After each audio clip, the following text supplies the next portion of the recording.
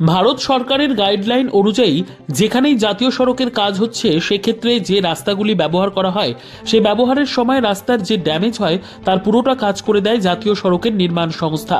খোয়াইয়ের ওপর দিয়ে বয়ে যাওয়া 208B জাতীয় সড়ক নির্মাণের কাজ পায় NHDCL।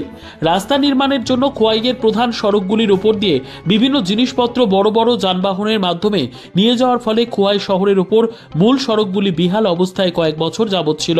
এতে করে দুর্ভোগ পোহাতে হচ্ছিল চরম পর্যায়ে খোয়াইবাসীর। অবশেষে চেরমা থেকে পুরান বাজার হয়ে একদম সুভাষ পার্ক পর্যন্ত রাস্তার কাজে হাত দেয় এই নির্মাণকারী সংস্থা। শনিবার দুপুরে রাস্তার কাজ পরিদর্শনে গিয়ে দ্রুততার সঙ্গে কাজের অগ্রগতি স্বচক্ষে চাক্ষুষ করলেন নির্মাণকারী সংস্থার কর্মকর্তারা। গোটা বিষয়টি নিয়ে খোয়াই পৌর পরিষদ কার্যালয়ে একান্ত সাক্ষাৎকারে সংবাদ মাধ্যমের ক্যামেরার সামনে বিষয়টি বিস্তারিতভাবে তুলে ধরেন খোয়াই পৌর পরিষদের চেয়ারপারসন দেবাশিস নাথ শর্মা।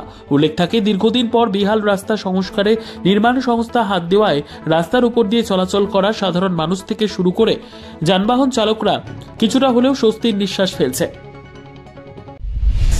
আপনারা সবাই জানেন, খোয়াই শহরের বুক চিরে যে রাস্তা বেরিয়েছে সেটা একটা সময় ত্রিপুরা পিডব্লিউডি রোড ছিল।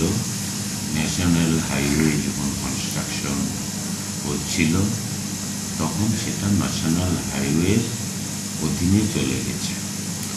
ন্যাশনাল হাইওয়ে তৈরি হয়েছে, কিন্তু গভর্নমেন্ট অফ ইন্ডিয়ার গাইডলাইন অনুযায়ী এই ন্যাশনাল হাইওয়ে তৈরি করার সময় যেই রাস্তাগুলো তারা ব্যবহার করেছে, সেই রাস্তা ড্যামেজ করেছে, সেটা রিপেয়ার করে আবার পুনরায় তারা স্ব ডিপার্টমেন্টে যেইখানে দেওয়ার কথা সেইখানে ফেরত দেবে।